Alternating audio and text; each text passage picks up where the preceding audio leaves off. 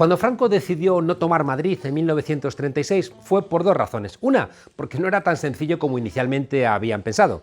Las brigadas internacionales y la gente del Partido Comunista, sobre todo sus juventudes, dejaron la casa de campo regada con su sangre. Otra, porque entendió después que una guerra más larga le permitía asesinar a más gente y hacer una limpieza étnica, como buen fascista que era. Madrid es una plaza simbólica. Cuando el alcalde fue Tierno Galván, Madrid fue otra vez una plaza de honor, de inteligencia, de dignidad. Gallardón, por el contrario, desde la derecha, pensó que mandando en Madrid iba a ser el candidato del Partido Popular, como piensa ahora Díaz Ayuso, y no le importaba prenderle fuego.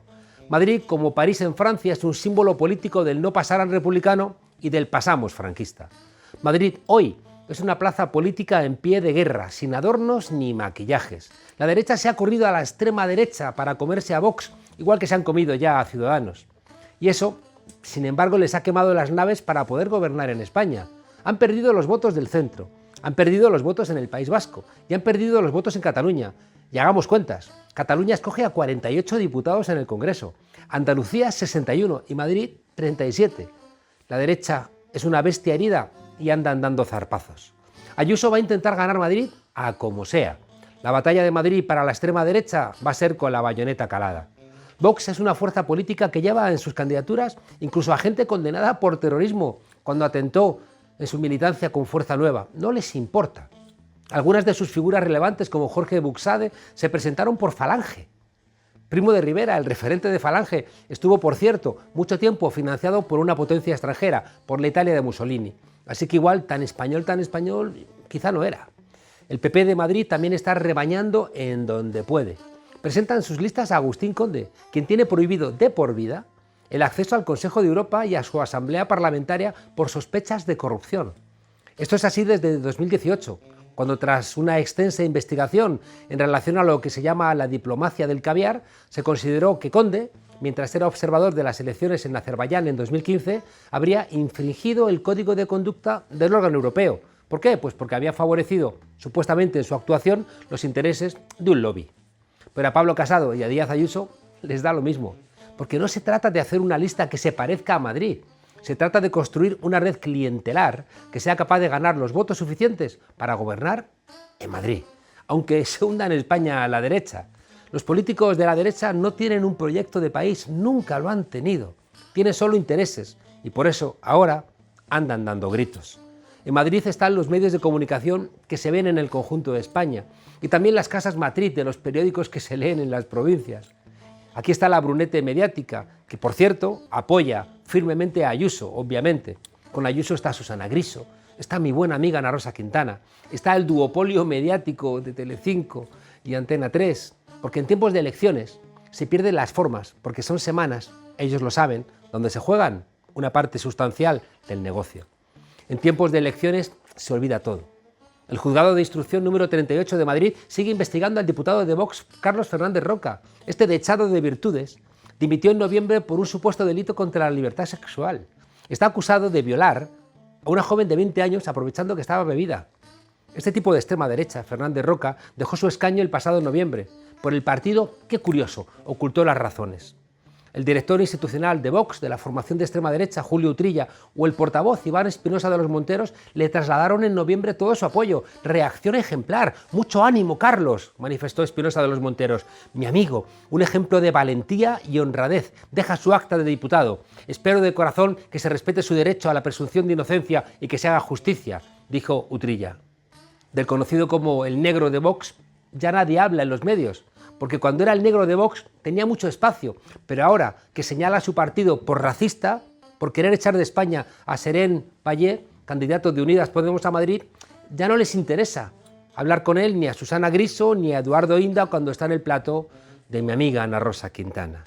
Vox defendiendo a un acusado de agresión sexual. ¡Viva España! ¡Viva el rey! ¡Viva la Guardia Civil! Aunque cada vez que dicen esto insultan al rey, al ejército, a la Guardia Civil y a España con sus vivas. El PP defendiendo a un tipo execrado por el Consejo de Europa. Los medios diciendo que la derecha agresora de Vallecas resulta que son las víctimas. Los antidisturbios fotografiándose en Vallecas con un imputado por acoso en la casa de Iglesias y Montero. Un imputado por acoso a menores como Inda en las tertulias de la mañana. El diario de Pedro J. Ramírez, el sinvergüenza que negó el atentado de Atocha, poniendo en cuestión que el atentado contra la sede de Podemos en Cartagena sea un atentado de la extrema derecha. La misma extrema derecha que se ha ido a Vallecas a ver si había sangre. Cuidado, España, que en Madrid nos estamos jugando ni más ni menos que la democracia. Y la derecha ya lo sabe. Bienvenidas a la frontera, desobedientes.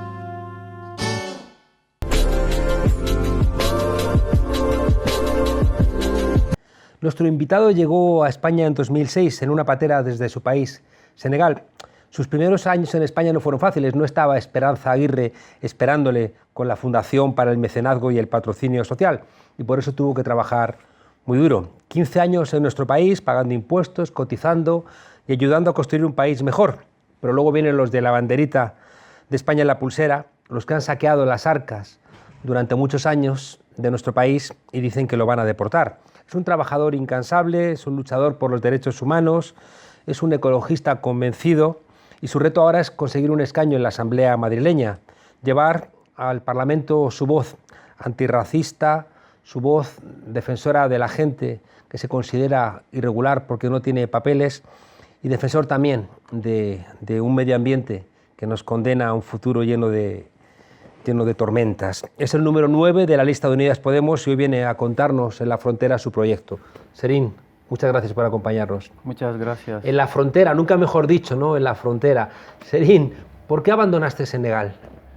Pues he abandonado Senegal por la situación económica en la que estaba, por una necesidad también de cambiar, por el miedo que tenía del futuro. Porque ya trabajando como pescador y la presencia de los buques grandes asiáticos y europeos que se llevaban todos los recursos, al final nos íbamos a quedar con nada, porque se notó ya el cambio y decidí pues cambiar, decidí coger la patera, venir a España.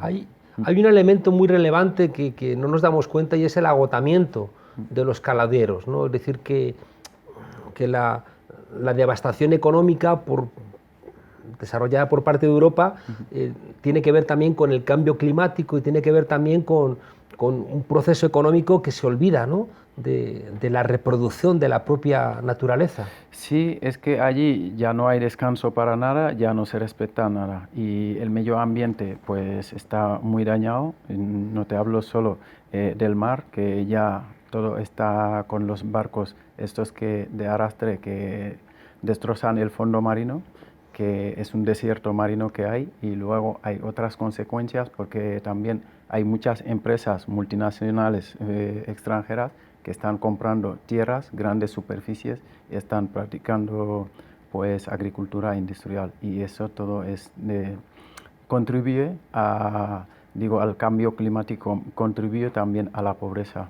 y lo que ya se está notando bastante en los países del sur. Y económicamente pues se nota por la llegada masiva de las pateras. Tú planteas siempre la necesidad de que haya soberanía alimentaria en los países. ¿Qué quieres decir con eso? Claro, es que lo que está pasando es que en cada país, por ejemplo, cada país tiene recursos suficientes si le dejan prosperar. Es que la gente pueda vivir de los propios recursos que hay en el país, que no haya necesidad de ir a otro país pues a traer cosas, que se respete un poco el medio ambiente y el consumo local, que también ayuda en la economía, con las cooperativas pequeñas o las pequeñas empresas, que no hace falta ir a buscar lejos cosas, pero que lo tienes aquí.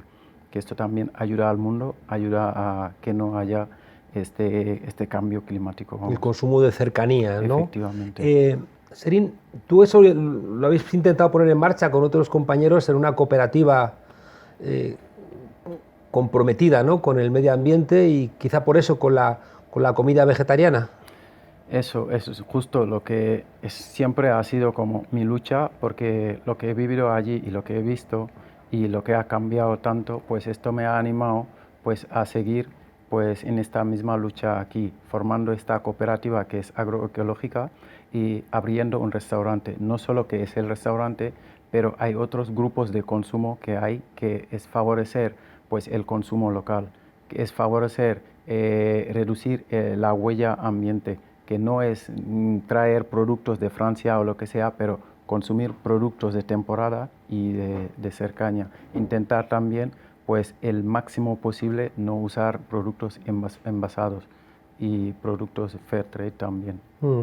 Hay, hay una cosa que era como exótica, porque era como muy incomprensible, ¿no? Es Bertrand Ndongo, ¿no? Un militante camerunés de Vox, que lo paseaban, ¿no? Como esa gente que es homófoba. Dice, yo tengo un amigo gay, ¿no? Pues Vox tenía un militante negro que se ha enfadado con su propio partido por la petición de deportación. Yo no sé si un inmigrante tiene sentido que sea de derechas. Es que nos pareció a todos muy raro que con lo que el discurso que lleva Vox y la política de Vox, que algún inmigrante, sobre todo negro, africano, pues sea de este partido. Es algo que nos pareció súper raro. Y menos mal, yo creo que se ha dado cuenta últimamente que ha lanzado un mensaje de que se han equivocado cuando me decían que te expulsamos. Esperemos que eso no sea como una mera táctica política, pero a nosotros nos extraña un montón de que si alguien africano pues se sienta como el inmigrante bueno y piensa que los demás somos los malos para meterse en Vox.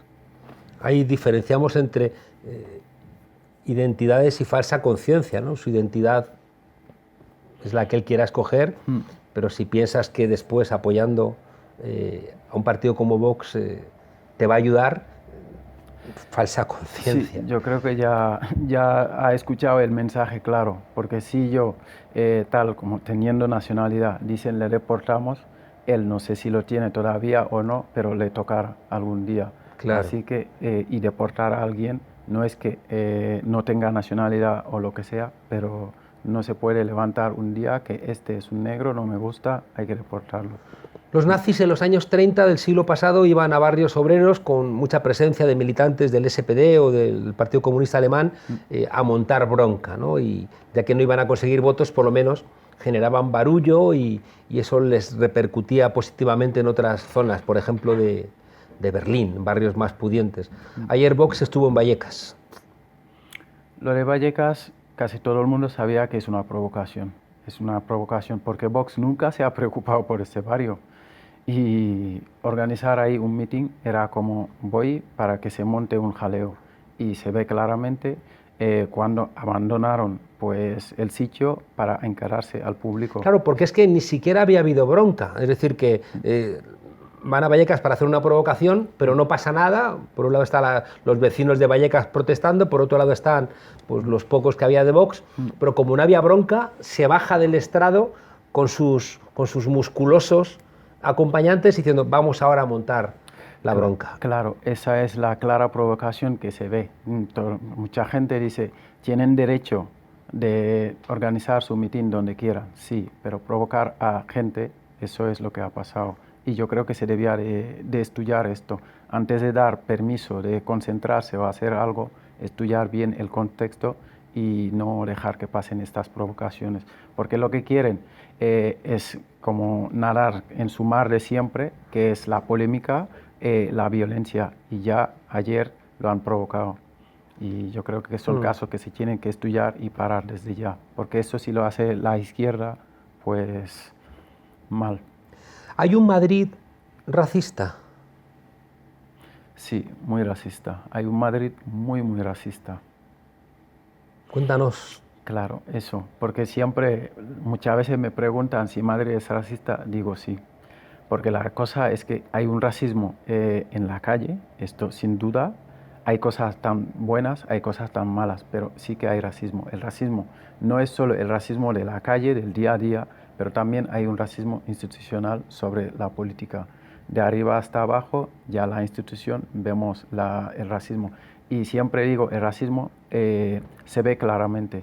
¿Dónde se ve? Primero, es que no es una cosa casual de que en la calle casi el 95% de los manteros son africanos. Esto tiene que llamar mucho la atención de qué está ocurriendo, qué está pasando. Y yo de ahí digo que miremos lo que está pasando en la Constitución, en la administración. Pues desde la ley de extranjería y desde cada comunidad hay algo que pasa que excluye a gente. Y esto lo que le combate es proyectos de inclusión, pero dentro de la institución sí que sistemáticamente hay como esta discriminación de que esta gente pues es gente de manta o que les persigamos en la calle.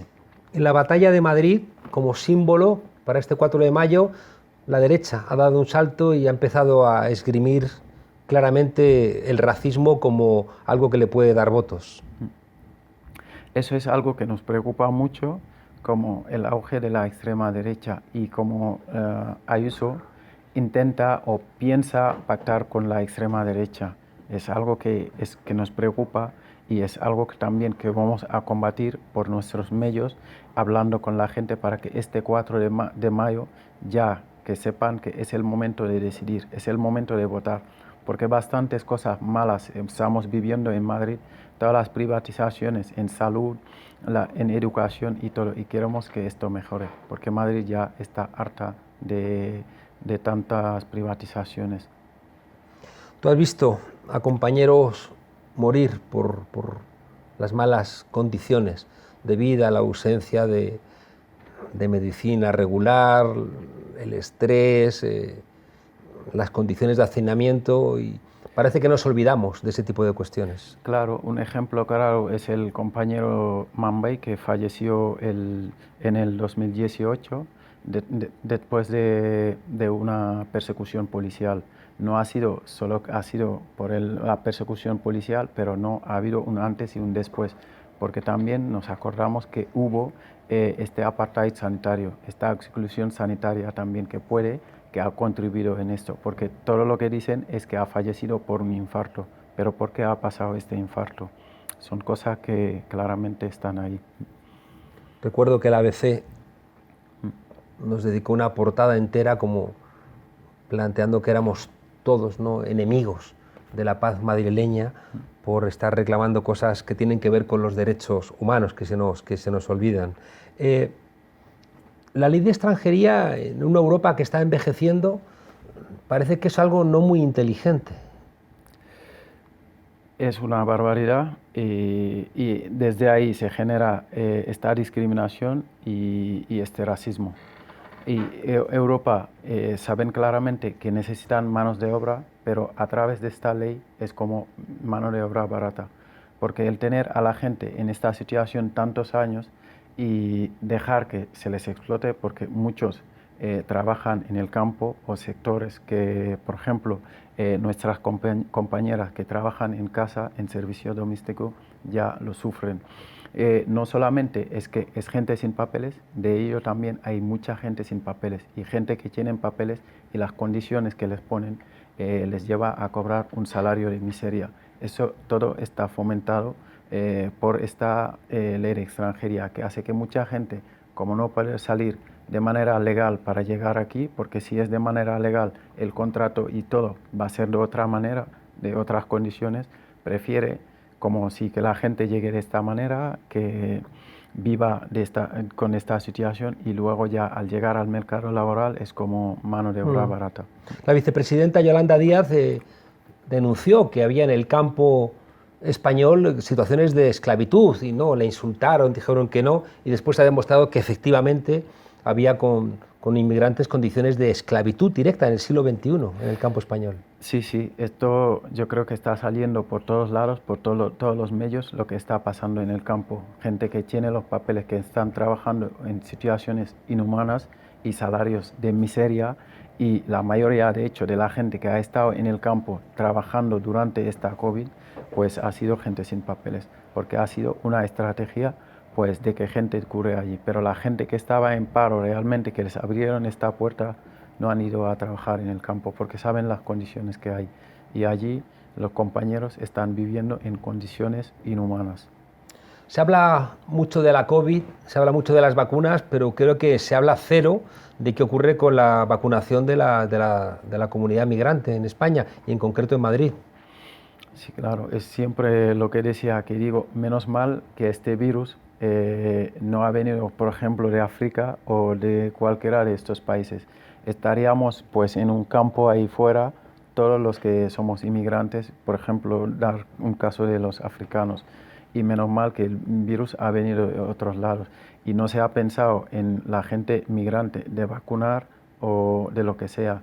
Es como gente olvidada, como lo que pasa también a los compañeros manteros, que nunca se ha pensado en ellos durante esta COVID. Siempre lo que preguntan es dónde están los manteros, pero saben que los manteros somos un colectivo que vivimos el día a día y desde que se cerró Madrid no pudimos ni tener para comer. Pero menos mal que hemos podido gestionarlo a través de nuestras redes y a través de buenamente la gente que quería apoyar. Pero no se habla de nosotros ni piensan como de la vacuna. Vox planteó en algún momento incluso bombardear las pateras para que no llegaran a España, pero tampoco parece que la gestión, lo que hemos visto en Arguineguín, en Canarias, por parte del gobierno haya sido tampoco muy virtuosa. Claro, es que Vox nada en su discurso de lo más violento para sacar votos. Y esto, cada quien sabe lo que está pasando. Porque los empresarios aquí que tienen intereses en Senegal saben lo que hay. Saben que tenemos que llegar y eso siempre, aunque no lo digan, van a defenderlo porque saben que nos obligan a venir. Y la otra parte es parte del gobierno, que estos días se está hablando mucho de disturbios en Canarias, pero es que es gente que están viviendo en condiciones inhumanas y tanto tiempo llevan allí y al final son cosas que explotan. Tienen que hacer algo para trasladar a esta gente en la península y responsabilizarse un poco de ellos. Pero esto que está pasando en Arguineguín es que me parece muy vergonzoso de parte del gobierno de España. Serín, ¿qué aportas o qué quieres aportar con tu candidatura a la política madrileña? Pues lo que quiero aportar y lo que quiero que se cambie, por ejemplo, a la política madrileña es luchar contra el racismo que hay en Madrid y también lo que estamos sufriendo como la mano pues, de obra, como nosotros obreros, toda la clase obrera y toda la gente que quiere que Madrid conviva en armonía, que Madrid tenga servicios públicos, que sea educación, que sea transporte público en condiciones y también vivienda digna, que muchas cosas faltan en Madrid y vemos que lo que he dicho siempre, que todo se está privatizando y al final pues se están cargando todo el bienestar de la gente. Quiero que Madrid vuelva a tener este bienestar. Serín, danos un mensaje de esperanza en tu lengua original, en tu lengua materna. Que dara jërëjëf sëñ Bamba li wax ji mooy ñun ñëpp ñu génn le 4 mai dem voter jële fii ñi nga xamante ni ñoo ñu sonal ca kaw ca kanam. ¿Qué significa? Mooy es gracias a Serigne Touba y lo que ya queda es el 4 de mayo que todos salgamos a votar para quitarnos del medio a toda esta gente que se está cargando todo lo bueno que tenemos. Muchas gracias, Serín. Y aquí en la frontera, y espero que en Madrid y en España sientas que es tu casa, porque también es realmente un espacio que tú estás construyendo. Gracias por acompañarnos. Gracias, ca kaw ca kanam, arriba.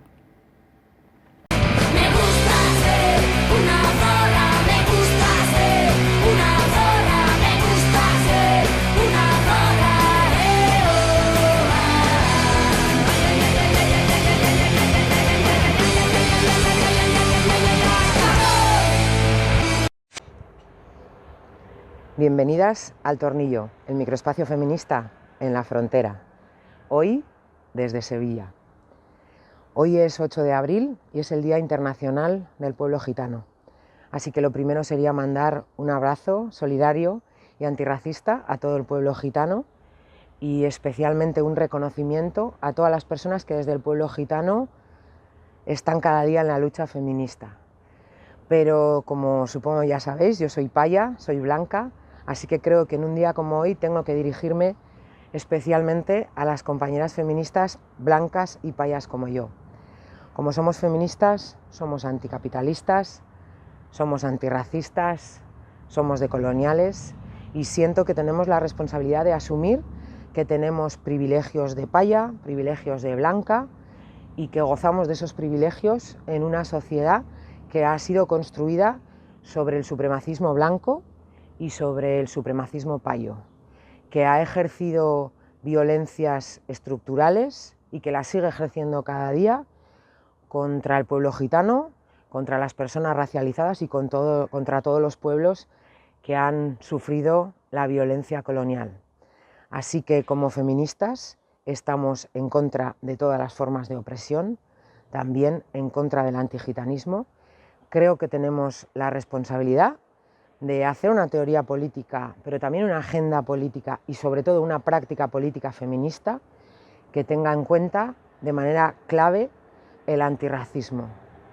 Puede ser el momento, aunque parezca paradójico, de que hablemos menos, escuchemos más y sobre todo que nos sintamos interpeladas por esas propuestas, por esas demandas, incluso a veces por esas broncas seguramente muy merecidas de las compañeras gitanas, de las compañeras racializadas, y que tenemos la responsabilidad de hacer una lucha feminista verdaderamente antirracista.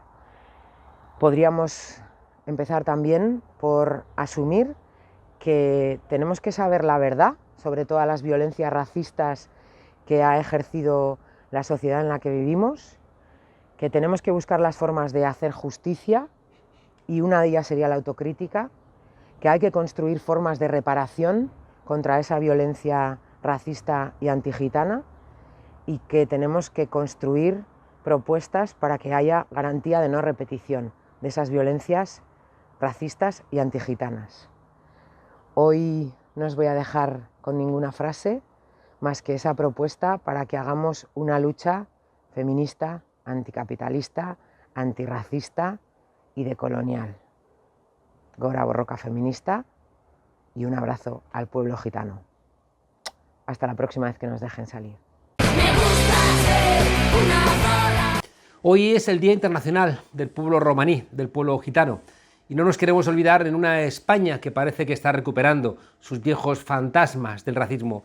Y para celebrar con este pueblo este día especial hemos invitado a Patricia Caro Maya, psicóloga e investigadora. Patricia, muchas gracias por acompañarnos aquí en La Frontera. Muchas gracias por invitarme, Juan Carlos. Oye, ¿a quién llevas en esa camiseta?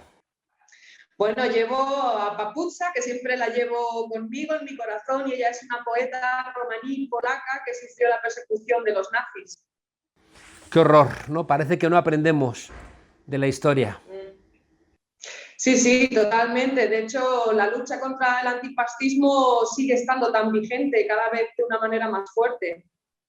Además es que no existe una extrema derecha sin esa concepción nacionalista nativista, es decir, los de aquí, ¿no? Y todos los que no se parecen a ellos como que se tienen que convertir en enemigos, ¿no? Y está tan cercana a la historia que cuando ves este comportamiento de la extrema derecha, no sé si experimentáis otra vez un poco de miedo. Nosotros llevamos muchos años experimentándolo, no solamente en España, sino también en el resto de Europa. Es decir, tenemos una eurodiputada romaní que tuvo que irse como refugiada a Canadá precisamente por la persecución de la extrema derecha húngara, y ha habido varias agresiones, ha habido muchas persecuciones. Es algo que llevamos denunciando mucho tiempo y ahora lo estamos viendo en España de una manera mucho más clara, y por supuesto que vemos muchísimo peligro en el ascenso de la extrema derecha y en este caso con Vox. Vemos que, por ejemplo, en Estados Unidos el Black Lives Matter está como recuperando un poco ese respeto democrático hacia la comunidad afrodescendiente, y hemos visto lo que ha ocurrido con George Floyd, ¿no? Y este juicio al policía que lo asesinó asfixiándole. Sin embargo, tenemos en España un caso parecido y no parece que esté teniendo la misma repercusión. Sí, efectivamente en España en cuanto a este tema hay mucha menos conciencia social y mucha menos antirracismo, por decirlo de alguna manera, en los tribunales que en Estados Unidos. Es decir, en ese sentido estamos mucho más atrasados. Tenemos el caso de Eleazar, que fue también asesinado por más de 10 guardias y era un chaval gitano con un 75% de discapacidad, y la Fiscalía ha dicho que no es delito asesinar a un chaval gitano con discapacidad y Eleazar murió por lo mismo, es decir, Eleazar tampoco podía respirar y de hecho esta tarde nos vamos a concentrar en varias ciudades españolas para reclamar esa justicia para Eleazar. Oye, para despedirnos, Patricia, ¿qué podemos hacer en nuestro país, en España, donde por otro lado después en las raíces de nuestra cultura, en la identidad de lo que sea España, siempre aparece el mundo gitano, ¿no?, como uno de los elementos esenciales? Sin embargo, después no somos consecuentes, ¿no?, con ese pueblo gitano, con ese pueblo romaní, que es el que porta, por ejemplo, esa cultura flamenca. En ese sentido, yo creo que lo personal es político y estamos empujando muchas iniciativas que son muy innovadoras en la historia de España, que van dirigidas a reconstruir de nuevo esa confianza entre personas gitanas y no gitanas. Y, por ejemplo, en el Congreso de los Diputados, el diputado de Unidas Podemos, Ismael Cortés, acaba de impulsar una comisión para conseguir un pacto contra el antigitanismo, porque lo que necesitamos, sobre todo, es reconocer esta forma de discriminación y traducirla y trasladarla tanto a las políticas públicas como a los cambios legislativos que sean necesarios. Patricia Caro Maya, un placer. Nos vemos pronto por tu barrio madrileño. Nos vemos en las calles, Juan Carlos, que siempre nos encontramos en las calles. Nos vemos en las calles pronto con tu gente, con tu querida gente. Feliz Día del Pueblo Romaní, que se puso en marcha desde 1971, con esa bandera de 1933, ¿no?, esa bandera llena de colores que venía desde Rumanía y que habéis adoptado como la bandera propia, llena de vida, como es el pueblo gitano. Muchas gracias y un abrazo muy fuerte. Un abrazo muy fuerte a todos. Chao.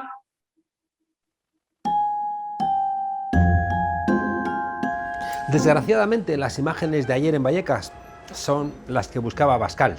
De ahí su provocación de iniciar la campaña de Vox en un barrio obrero, al que habían señalado previamente como un estercolero multicultural, lleno además, en expresión de Ortega Smith, vagos y maleantes que ni estudian ni trabajan.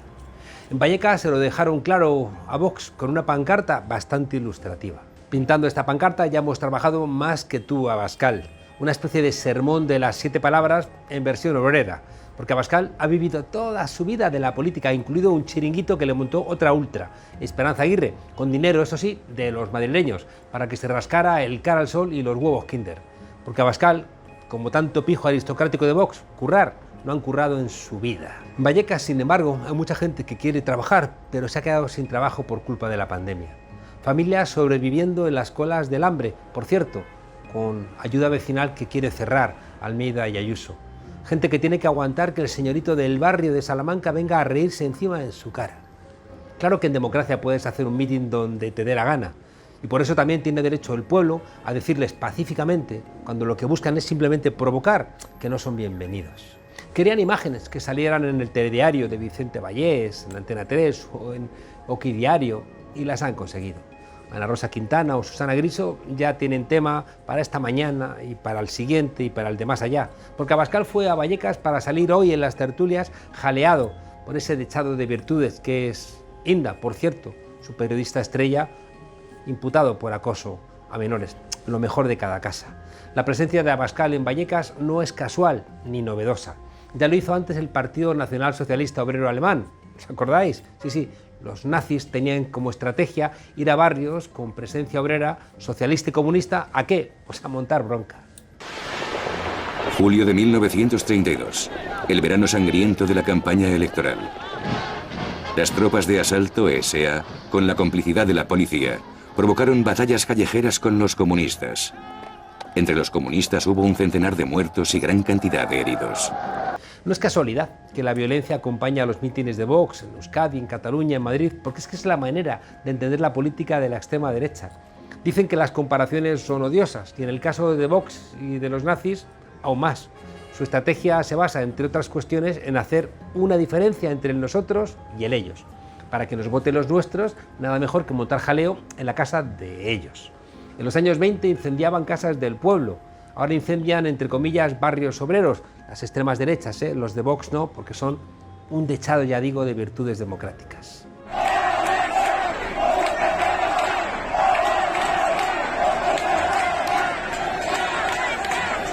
Bueno, también hay gente de extrema derecha queriendo prender fuego a las sedes de Podemos, claro, no lo olvidemos. Si no hay propuestas, pues lo mejor es el barullo. En el ruido, si es que toda la política parece igual. Una vez que se exaltan los ánimos, la siguiente fase es exagerar todo lo posible, elevar una simple categoría a suceso histórico. La dramatización de los hechos era una estrategia muy utilizada hace casi un siglo. A la ultraderecha siempre le ha gustado ir de víctima, aunque cuidado, que fue Franco el que fusiló a 200.000 españoles que querían vivir en democracia. Y Franco fue el que dio el golpe, el 18 de julio del 36, traicionando su juramento como militar y su respeto a España. Les encanta mostrar piedras y adoquines, y no es que sean geólogos, lo que buscan es crear una realidad paralela, victimista, que justifique después cualquier tipo de barbaridad. Cuidado, que hay algunos que están ya diciendo que la situación es insostenible. Recordemos lo que tuvimos que hacer en el 36.